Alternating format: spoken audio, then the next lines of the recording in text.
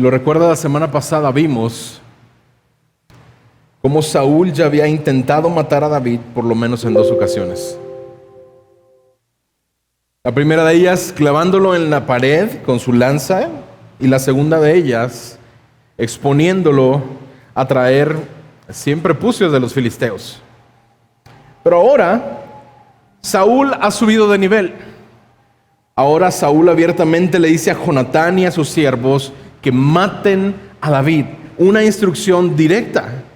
Pero vemos inmediatamente ahí en el en el versículo 1, que Jonatán apreciaba grandemente a David. La semana pasada vimos que David y Jonatán habían quedado unidos en alma, o el alma de Jonatán había quedado unida a David después de que había escuchado los relatos y había visto cómo David había peleado en contra del gigante Goliat. Jonatán sabía que por ser el hijo de Saúl, él podría ser el próximo rey de Israel, pero como vimos también la semana pasada, sabía que él no era aquel que Dios había ungido para ser el próximo rey de Israel. Jonatán hace un pacto con David y entrega su manto, su lanza, su arco, su espada, y su arco. Y de esta manera él estaba reconociendo que Dios había ungido a David para ser el próximo rey de Israel y que su lealtad estaba para con él. Jonatán prefería hacer la voluntad de Dios que convertirse en rey. Él apreciaba, dice ahí, grandemente a David, tanto como su propia vida. Y vemos que Jonatán tenía 2 opciones hasta ese momento. O él podía cumplir los deseos de su padre, ir y matar a David, o podía, a través de su fiel pacto a David, avisarle acerca de los planes de su padre y tratar de hacer cambiarlo de idea y hacer cambiar de actitud a su padre también. Así que Jonatán va con David y le dice: ¿sabes qué? Necesitas salir del palacio, irte a esconder, y porque tu vida está en peligro. Le dice: mantente alerta, yo te llamaré. Pero también va con su padre y le recuerda a Saúl la actitud ejemplar de David hacia él como rey. Él está diciendo: ¿sabes qué? David no es una amenaza para contigo. David no es una amenaza para tu reino. Al contrario, David es útil, ha sido beneficioso para ti. Ha peleado contra el gigante y tú estabas alegre con él. Le dice: David es inocente. ¿Por qué quieres derramar sangre de un inocente? Sería un gran pecado dar muerte a una sangre inocente. Y vemos que Saúl escucha a Jonatán y ve que tiene razón, por lo que hace un juramento por Dios de que David no morirá. Saúl escucha finalmente a su hijo y en consecuencia David regresa al palacio. David es avisado por parte de Jonatán y regresa a formar parte nuevamente de la corte real. Y Jonatán, al ser fiel a su promesa a David y lealtad a David, logra protegerlo de la ira de su padre Saúl. Logra persuadir a su padre de que no lo mate.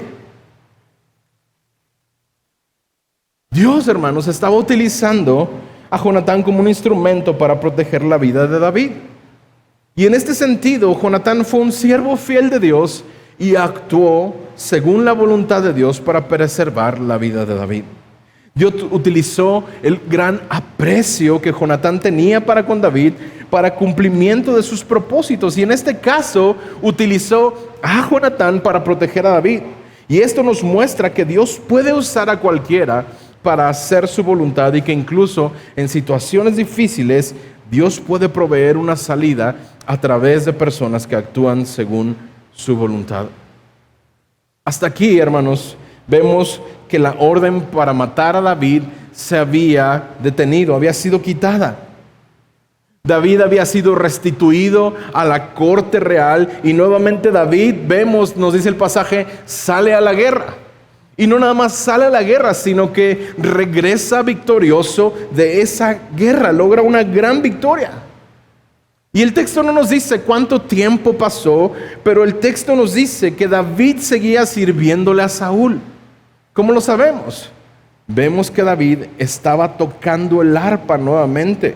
Todo parecía indicar que había ocurrido una reconciliación entre Saúl y David, porque seguía sirviéndole, estaban juntos en el mismo lugar. Pero mira lo que sucede a continuación, versículo 9.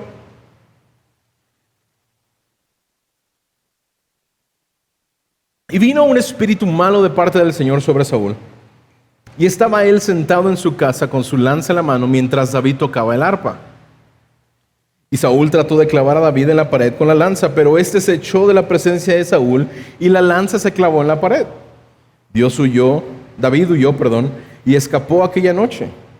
Saúl envió mensajeros a la casa de David para vigilarlo a fin de matarlo por la mañana, pero Mical, mujer de David, le avisó: si no pones a salvo tu vida esta noche, mañana te darán muerte.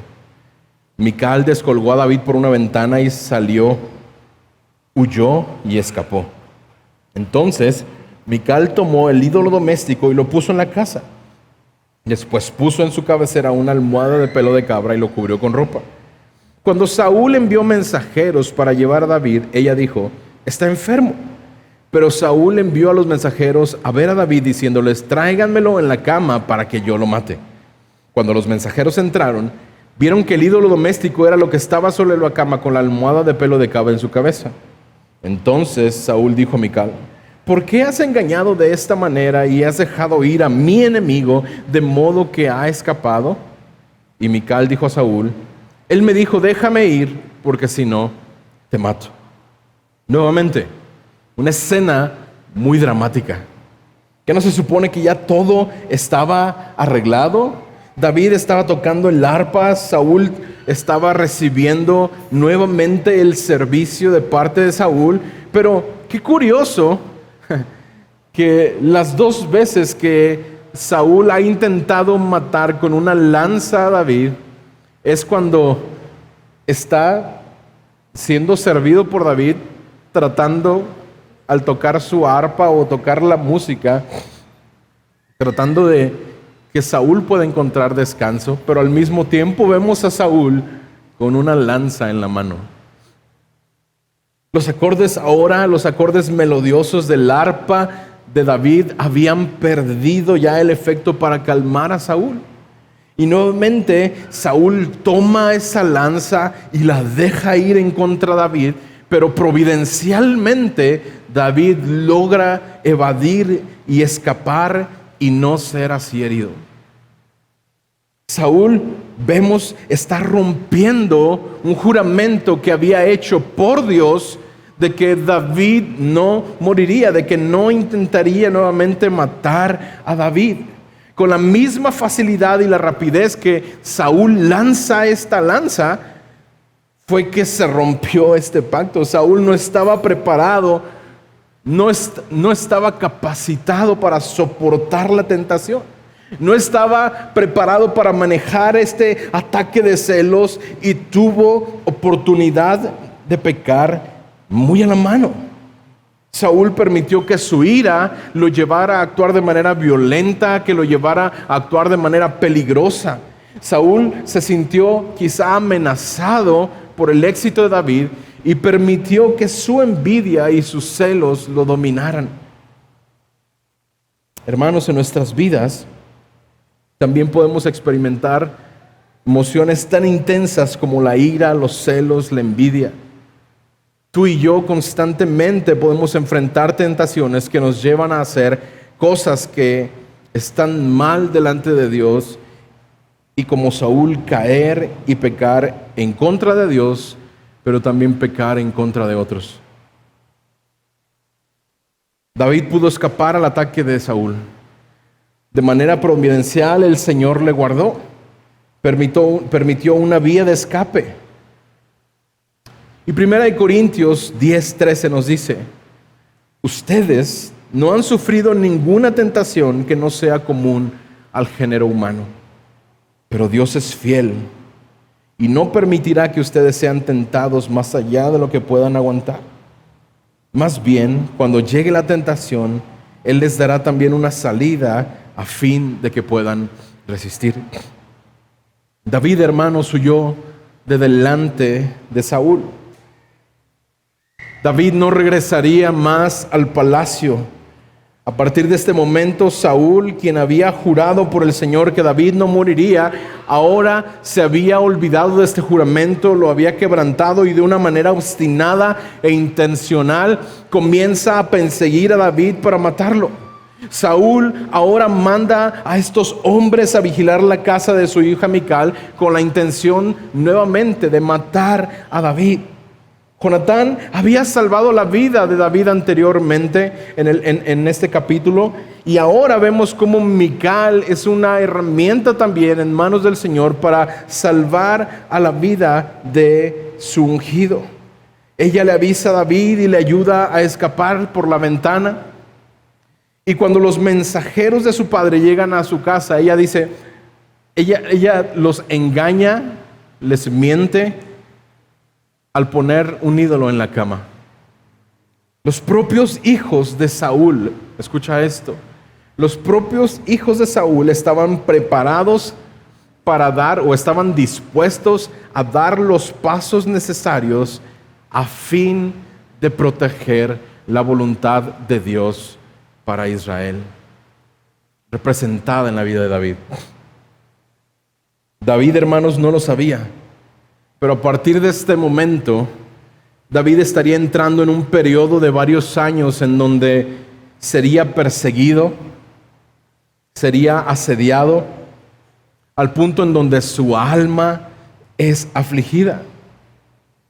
Y mira, ve conmigo rápidamente al Salmo 59. Este salmo que David escribió con relación a este momento cuando Saúl manda a los hombres a la casa de Mical para matarlo. Salmo 59, vamos a leer versículos 1 y 3 en este momento. Más tarde vamos a regresar ahí, pero fíjate cómo estaba el corazón, o cuál era el ánimo de David en este momento. Él escribe acerca de este momento. Salmo 59, versículo 1 dice: líbrame de mis enemigos, oh Dios, protégeme de los que me atacan, líbrame de los malhechores, sálvame de los asesinos, mira cómo me acechan.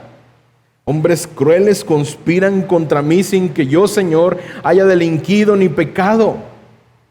Presurosos se disponen a atacarme sin que yo haya cometido mal alguno. Levántate y ven en mi ayuda. Mira mi condición.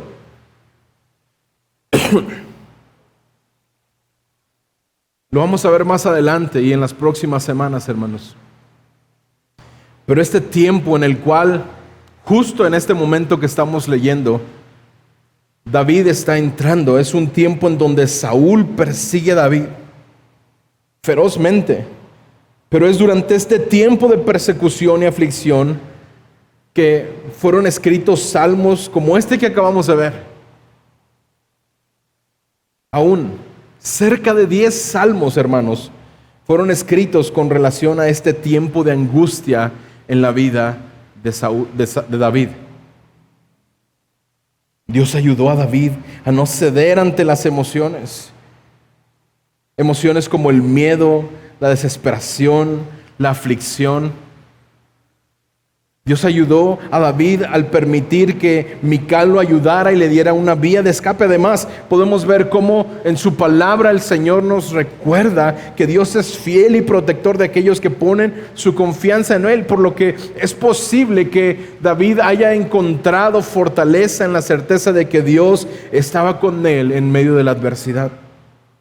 Versículo 18. Huyó pues David y escapó. Y se fue a donde estaba en Ramá y le contó todo lo que Saúl había hecho. Y David y Samuel fueron y se quedaron en Naiot. Y se le informó a Saúl: David está en Naiot, en Ramá. Así que Saúl envió mensajeros para llevarse a David, pero cuando vieron el grupo de los profetas profetizando y a Samuel de pie presidiéndolos, el Espíritu de Dios vino sobre los mensajeros de Saúl y ellos también profetizaron. Cuando se lo dijeron a Saúl, envió otros mensajeros y también ellos profetizaron. Y por tercera vez Saúl envió mensajeros y ellos también profetizaron. Entonces Él mismo fue a Ramá y llegó hasta el pozo grande que estaba en Secú y preguntó: ¿dónde está Samuel y David?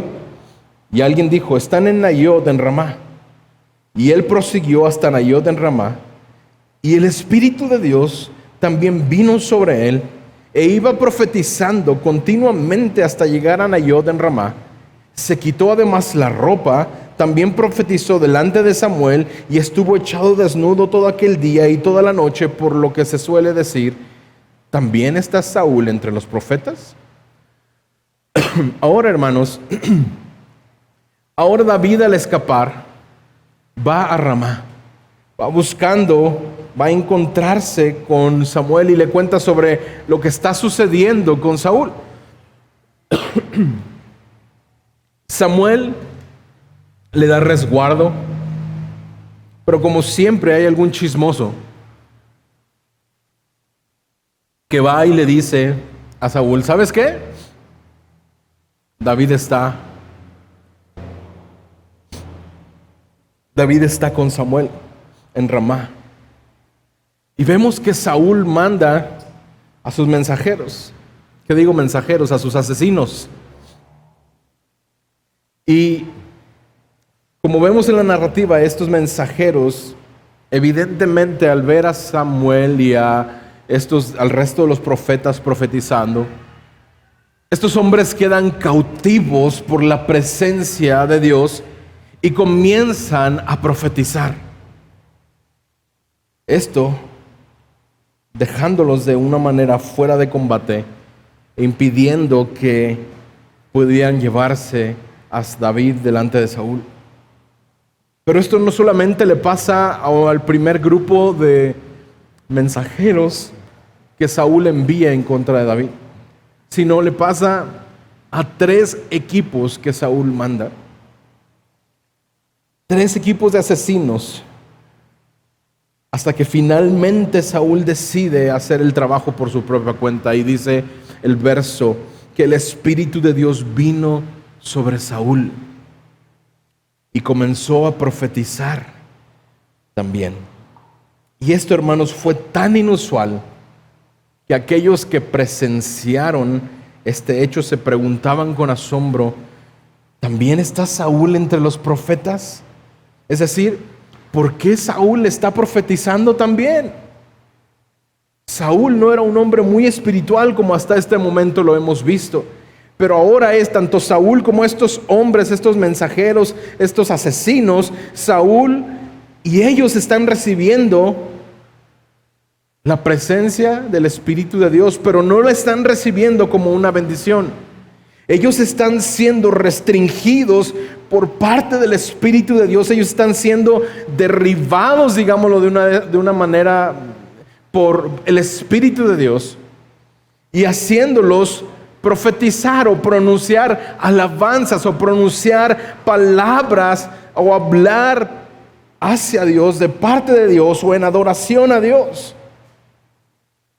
Y esto, hermanos, lo podemos ver, es algo un tanto inusual en las Escrituras, pero vemos cómo Dios, a través de su Espíritu, en este momento está ayudando a David para que David pueda ser librado de ellos y así pudiera tener tiempo para escapar. Esto, hermanos, ahora nos lleva a pensar que es posible, y escucha esto, es posible tener una experiencia profundamente emocional, sensorial, espiritual, y aún así no ser salvo. ¿Sabes? Situaciones así como: fui a la iglesia y estuvo muy bonito. Cantamos todos y la piel se me ponía de gallina, bien bonito, sentí muy bonito. El pastor habló muy bonito, hasta lloré cuando estaban predicando. Pero ¿y eso qué? ¿Eso cómo ha cambiado tu vida?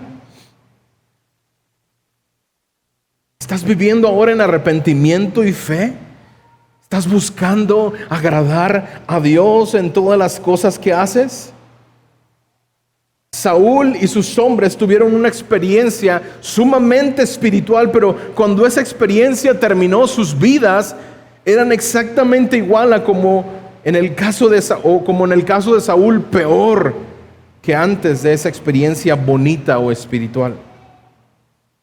Hermano, por eso como iglesia no buscamos ser una iglesia de experiencias o de manifestaciones. Como iglesia buscamos ser una iglesia que pueda ser impactada por el mensaje de la cruz, que pueda ser confrontada con su manera vana de vivir y en humildad y en arrepentimiento venir delante de Dios, reconociendo nuestra necesidad de Él, para poder vivir agradándole y desear hacer su voluntad, sabiendo que por su gracia y por su misericordia ahora nos ha dado de su Espíritu, no solamente para una manifestación sobrenatural, sino ahora para poder manifestar cada día ser más como Cristo Jesús.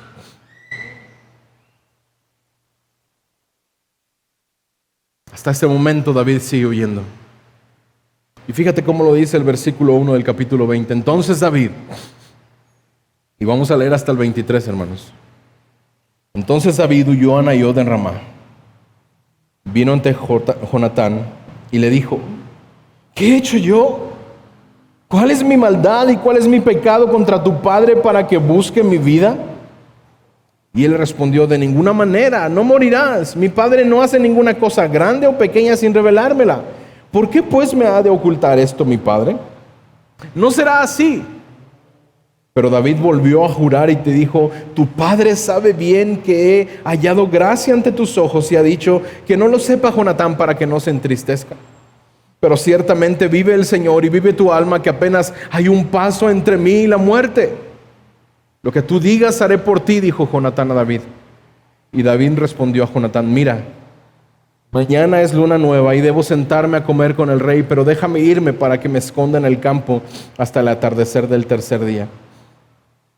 Si tu padre me echa de menos, entonces dile: David me rogó que le dejara ir a toda prisa a Belén, su ciudad, porque allá se celebra el sacrificio anual por toda la familia. Si él dice: está bien, tu siervo estará seguro, pero si se enoja, sabrás que ha decidido hacer el mal. Trata entonces con misericordia a tu siervo, ya que has hecho entrar a tu siervo en un pacto de el Señor contigo. Pero si hay maldad en mí, mátame tú, pues ¿por qué llevarme a tu padre? Respondió Jonatán: nunca te suceda tal cosa, porque si yo me entero que mi padre ha decidido que el mal caiga sobre ti, ¿no te avisaría yo? David respondió a Jonatán: ¿quién me avisará si tu padre te responde ásperamente? Ven, salgamos al campo, dijo Jonatán a David, y ambos salieron al campo. Entonces Jonatán dijo a David: el Señor Dios de Israel sea testigo. Cuando yo haya hablado con mi padre como a esta hora mañana o al tercer día, si hay buen ánimo para con David, me haré enviar a ti para hacértelo saber. Si mi padre quiere hacerte mal, que así se haga el Señor a Jonatán, y aún le añada si no te lo hago saber. Y te envío para que vayas en paz. Y que el Señor sea contigo como ha sido con mi padre. Si todavía vivo, no me mostrarás la misericordia del Señor para que no me maten, ni quitarás tu misericordia de mi casa para siempre, ni aun cuando el Señor haya quitado de la superficie a la tierra a cada uno de los enemigos de David.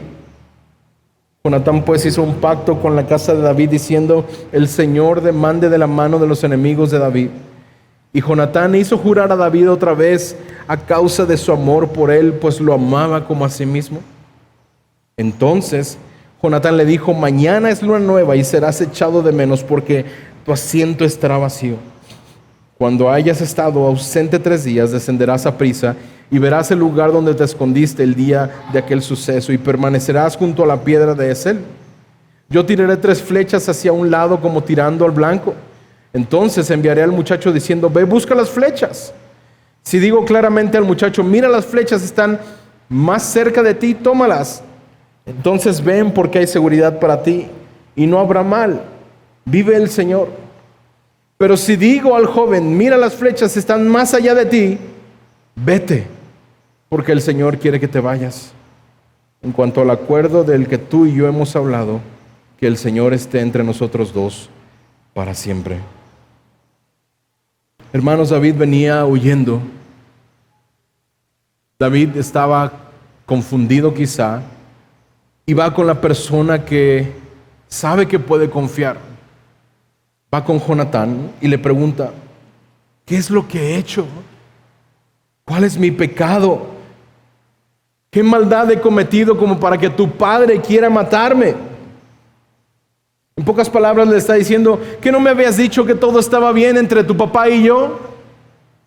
Y Jonatán le dice: tranquilo, no morirás. Mi papá no hace nada sin decirme qué es lo que va a hacer. Y no me ha dicho nada, y no hay nada incluso que mi papá pueda ocultarme. Y David le dice: sí, pero tu papá sabe que tú y yo somos cuates. Tu papá sabe que tú y yo somos compas, y así es que para que no te agüites, no te quiere decir.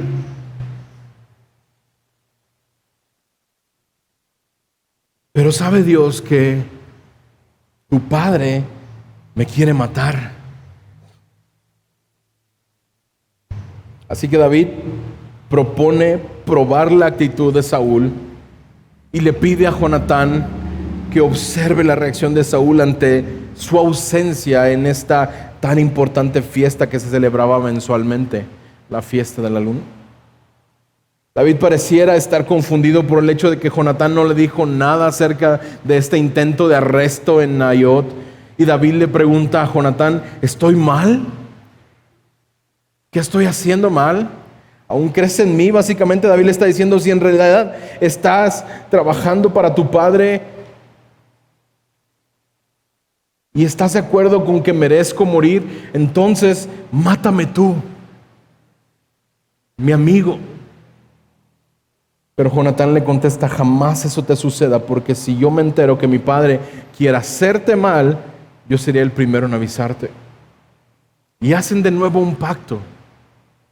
Nuevamente Jonatán sabía que él no sería el próximo rey. Él sabía que David era el ungido de Dios y le dice: hagamos un pacto para el futuro. Jonatán le dice a David: mira, yo voy a averiguar cómo está mi papá y cuáles son las intenciones de mi papá, y te haré saber, sea bueno o sea malo. Y Jonatán sabe que su papá tiene malas intenciones con David. Y esto significa que David debía irse. Que David no volvería a ser bienvenido en el palacio y no volvería a estar a salvo en casa. Y al hacer esto, Jonatán estaría dándole a David la oportunidad de salvar su vida e irse en paz. Ahora Jonatán estaba consciente de que David sería el próximo rey. Ahora David sería el segundo rey de Israel, pero Jonatán le hace prometer a David que para cuando David sea rey, si Jonatán todavía vive, le muestre misericordia. Y esto, hermanos, tiene que ver con que era muy común que una casa real, cuando reemplazaba a otra casa, era muy común que la nueva casa real matara a todos los gobernantes potenciales o a todo aquel que pudiera ser un gobernante potencial o aquel que pudiera impedir el legado de esta nueva casa real. Y Jonatán sabía que un día David y sus descendientes serían gobernantes de Israel, y quería una promesa de David y de sus descendientes de que no mataría ni a él ni a ninguno de sus descendientes. Así que ellos hacen este nuevo pacto. Jonatán y David acordaron en cuidarse mutuamente, y Jonatán accedió a cuidar a David ante la amenaza de Saúl, y David acepta cuidar de Jonatán y su familia en el futuro. Y David cumplió esa promesa a Jonatán. Más adelante lo veremos en 2 de Samuel. David cumple su promesa al traer a la mesa a Mefiboset, hijo de Jonatán, y al darle todo lo que le pertenecía, que era de su padre y de su abuelo. Así que el plan entra en marcha, y Jonatán Y le dice David: cuando yo sepa sobre mi padre, te avisaré en secreto, porque no sabemos si mi padre pudiera estar espiando o estar vigilando y aprovechar eso para tomar y capturarte. Así que saldré a practicar el arco, tiro al arco y te avisaré. Este, hermanos, era un momento crucial en la vida de David. Y mira cómo continúa el pasaje en los versículos 24 al 42. Se escondió pues David en el campo, y cuando llegó la luna nueva, el rey se sentó a comer, y el rey se sentó en su asiento como de costumbre, en el asiento junto a la pared. Y Jonatán se levantó, y Abner se sentó al lado de Saúl. Pero el lugar de David estaba vacío. Sin embargo, Saúl no dijo nada aquel día, porque se dijo: es una casualidad, no estará limpio, de seguro no se ha purificado. Pero al siguiente día, el segundo día de la luna nueva, el lugar de David estaba aún vacío. Entonces Saúl dijo a su hijo Jonatán: ¿por qué no ha venido el hijo de Isaí a la comida ni ayer ni hoy? Y Jonatán respondió a Saúl: David me rogó encarecidamente que le dejara ir a Belén. Me dijo: te ruego que me dejes ir, pues nuestra familia tiene sacrificio en la ciudad y mi hermano me ha mandado que asista. Ahora pues, si ella ha gracia ante tus ojos, te ruego me dejes ir para ver a mis hermanos. Por este motivo no ha venido a la mesa del rey. Se encendió la ira de Saúl contra Jonatán y le dijo: hijo de perversa y rebelde, ¿acaso no sé yo que prefieres al hijo de Isaí para tu propia vergüenza y para vergüenza de la desnudez de tu madre? Pues mientras vivas sobre la tierra el hijo de Isaí, ni tú ni tu reino serán establecidos. Ahora pues, manda a traérmelo, porque ciertamente ha de morir. Pero Jonatán respondió a su padre Saúl y le dijo: ¿por qué ha de morir? ¿Qué ha hecho? Entonces Saúl le arrojó la lanza para matarlo, y así Jonatán supo que su padre había decidido matar a David. Jonatán se levantó de la mesa ardiendo de ira y no comió pan el segundo día de la luna nueva, pues estaba entristecido por David, porque su padre le había afrentado. A la mañana siguiente,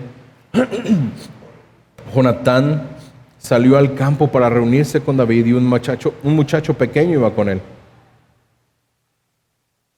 Y dijo al muchacho: corre, busca ahora las flechas que voy a tirar. Y mientras el muchacho corría, tiró una flecha más allá de él. Cuando el muchacho llegó a la flecha que Jonatán había tirado, Jonatán le gritó al muchacho: ¿no está la flecha más allá de ti? Y Jonatán llamó al muchacho: corre, date prisa, no te detengas. Y el muchacho de Jonatán recogió la flecha y volvió a su señor. Pero el muchacho no sospechaba nada, solo David y Jonatán sabían del asunto. Entonces Jonatán dio sus armas al muchacho y le dijo: vete, llévalas a la ciudad. Cuando el muchacho se fue, David se levantó del lado sur y, cayendo rostro en tierra, se postró 3 veces. Y se besaron el uno al otro y lloraron juntos, pero David lloró más. Y Jonatán dijo a David: vete en paz, ya que nos hemos jurado el uno al otro en el nombre del Señor, diciendo: el Señor esté entre tú y yo, y entre mi descendencia y tu descendencia para siempre. David se levantó y se fue, y Jonatán entró en la ciudad. El plan, hermanos, para saber las intenciones de Saúl había sido puesto en marcha, y como claramente hemos leído, la furia de Saúl se desató al no ver la oportunidad para apresar a David y para acabar con su vida. Para Saúl una cosa era muy clara: a menos que David muriera, Jonatán nunca sería rey. Y esto representaba la caída de su reino. A diferencia de su padre, Jonatán estaba aceptando este hecho. Pero el odio de Saúl por David a esta altura se había intensificado. Y podemos suponer que Saúl había usado la fiesta como una oportunidad para nuevamente tomar a David, capturarlo y matarlo. Pero vemos cómo Jonatán, una vez más, está arriesgando incluso ahora su vida con la intención de proteger a su amigo. El apoyo de Jonatán hacia David hace enfurecer a su padre, de tal manera que su padre Saúl toma esta lanza y la arroja en contra de Jonatán. Esto, hermanos, nos muestra la profundidad del odio que había de parte de Saúl hacia David, al grado que estaba dispuesto a matar a su propio hijo por ponerse del lado de David. Pero ¿qué sucede, hermanos? Ahora, Jonatán avisa a David. Ahora, una pequeña flecha, un pequeño detalle, avisaba a David que su vida cambiaría. Y no cambiaría momentáneamente, sino la cambiaría para siempre. David, a través de esta flecha, ahora sabía que no sería nuevamente bienvenido en la corte del rey Saúl y que su vida estaba en peligro. David entendió la señal, y cuando el siervo de Jonatán hubo recogido las flechas y tomado las armas de Jonatán y las llevó hacia la ciudad, David salió al encuentro de Jonatán. Esta, hermanos, sería la última vez que ellos se verían. Ellos tenían una amistad fuerte, pero el riesgo de muerte era inminente. Así que, tanto para David como para Jonatán, había un riesgo de muerte. David no podía quedarse y Jonatán no podía irse con David. Por lo tanto, la separación era una realidad y ambos lloraron, pero David lloró más. Una vida de fugitivo le esperaba. Una vida de persecución, una temporada dura en su vida le esperaría. Y mira esto. Nuevamente, Salmo 59 nos deja ver el corazón de David en este momento, los sentimientos de David para con este tiempo. Salmo 59, lo voy a leer, son 16 versículos. Líbrame de mis enemigos, Dios mío. Ponme a salvo en lo alto, lejos de los que se levantan contra mí. Líbrame de los que hacen iniquidad y sálvame de los hombres sanguinarios, porque han puesto emboscada contra mi vida. Hombres feroces me atacan, pero no es por mi transgresión ni por mi pecado, Señor. Sin culpa mía corren y se preparan contra mí. Despierta para ayudarme y mira. Tú, Señor, Dios de los ejércitos, Dios de Israel, despierta para castigar a todas las naciones. No tengas piedad de ningún malvado traidor. Regresan al anochecer, aúllan como perros y rondan por la ciudad. Mira, echan espuma por la boca, hay espadas en sus labios, pues dicen, ¿quién oye? Pero tú, oh Señor, te ríes de ellos, te burlas de las naciones. A causa de su fuerza esperaré en ti, porque Dios es mi baluarte, mi Dios. En su misericordia vendrá a mi encuentro. Dios me permitirá verme victorioso sobre mis enemigos. No los mates para que mi pueblo no se olvide. Dispérsalos con tu poder y humíllalos, oh Señor, escudo nuestro. Por el pecado de su boca y la palabra de sus labios, sean presos en su orgullo y a causa de las maldiciones y mentiras que profieren. Acábalos en tu furor, acábalos para que ya no existan, para que los hombres sepan que Dios gobierna en Jacob hasta los confines de la tierra. Regresan al anochecer, aúllan como perros y rondan por la ciudad. Merodean buscando qué devorar y si no se sacian, gruñen. Pero yo cantaré de tu poder. Sí, gozoso cantaré por la mañana tu misericordia. Porque tú has sido mi baluarte y refugio en el día de mi angustia. Oh fortaleza mía, a ti cantaré alabanzas, porque mi baluarte es Dios, el Dios que me muestra misericordia. A pesar de las dificultades y las amenazas de los enemigos, David, hermanos, confiaba en la protección y el poder de Dios para salvarlo. Lo había visto tantas veces. El Señor lo había librado de los osos, lo había librado de los leones, lo había guardado de un gigante, lo guardó a través de Jonatán, de Mical, de Saúl, de Samuel, lo libró de la mano de Saúl. David podía y estaba confiando, hermanos, en el cuidado de Dios. Pero al mismo tiempo, este salmo nos deja ver cómo David pide a Dios que juzgue a sus enemigos y que los castigue por su maldad. Él clama a Dios en oración pidiendo ayuda y protección, pero también clama por justicia.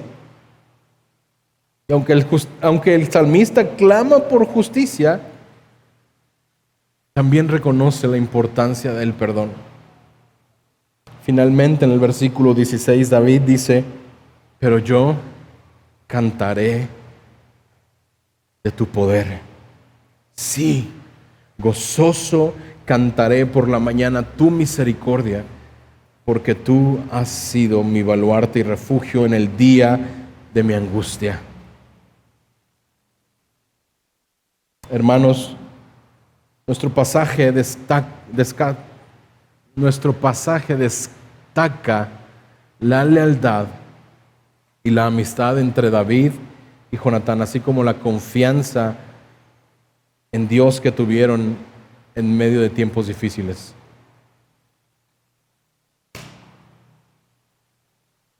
Nuestro pasaje nos habla acerca de esta relación de amistad y de lealtad entre David y Jonatán.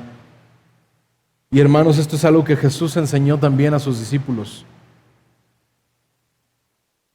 En Mateo 22, de los versículos del 37 al 40, Él contesta a este grupo de fariseos que le preguntó que si cuál era el mayor de los mandamientos. Y Jesús les contesta: amarás al Señor tu Dios con todo tu corazón, con toda tu alma y con toda tu mente. Este es el grande y primer mandamiento. Y el segundo es semejante a este: amarás a tu prójimo como a ti mismo. De estos dos mandamientos depende toda la ley y los profetas. Hermanos, la enseñanza de Jesús aquí se enfoca en la importancia del amor. En primer lugar, en el amor a Dios. Jesús enfatiza el amor a Dios de una manera en la que debe de ser total y completo. David amaba al Señor.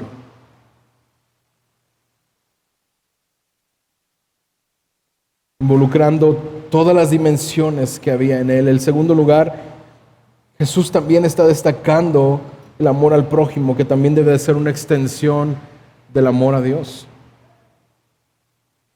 Vemos en nuestro pasaje cómo Jonatán amaba a David. Por consecuencia, la voluntad de Dios para la vida del pueblo de Israel reflejada en David.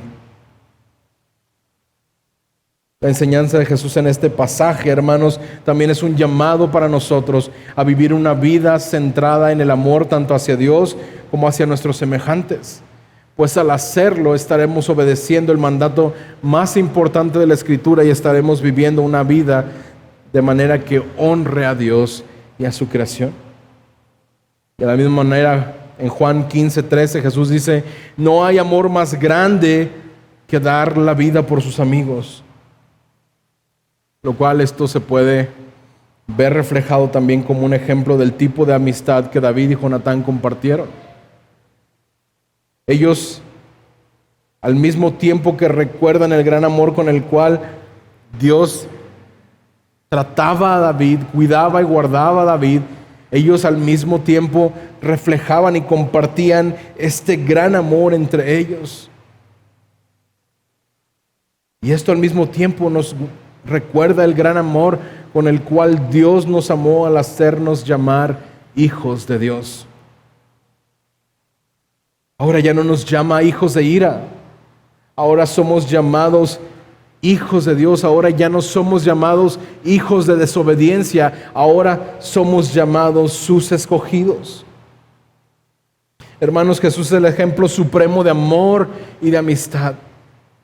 Jesús se entregó por cada uno de aquellos que creerían y que le verían a Él como el Salvador. Pero también Jesús dijo a sus discípulos ahí en Juan 15:15: ya no los llamo siervos, porque el siervo no sabe lo que hace su Señor, pero les he llamado amigos, porque todas las cosas que oí de mi Padre les he dado a conocer. El Señor a través de Cristo Jesús, Dios a través de Cristo Jesús, nos estaba dando a conocer su perfecta voluntad. A pesar de los intentos de Saúl de matar a David, Dios lo protegió y lo mantuvo a salvo. Dios usó esta amistad entre David y Jonatán, el matrimonio entre David y Mical, la relación que había incluso con Samuel. Y a pesar de las circunstancias difíciles, ninguno de ellos traicionó a David y lo ayudaron a escapar de la ira de Saúl, siendo así ellos instrumentos de la voluntad de Dios para con su pueblo. Por lo tanto, hermanos, podemos decir que Dios nos muestra su fidelidad al usarnos o usar a otros para el cuidado y ayuda en medio de los tiempos de dificultad o de peligro. Por lo tanto, hermano, tú y yo podemos confiar en Él y pedirle que nos use para su gloria, según su propósito.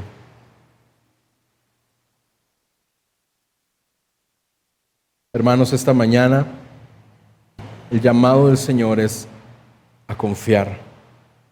Podemos confiar en su fidelidad a través de su cuidado para nuestras vidas.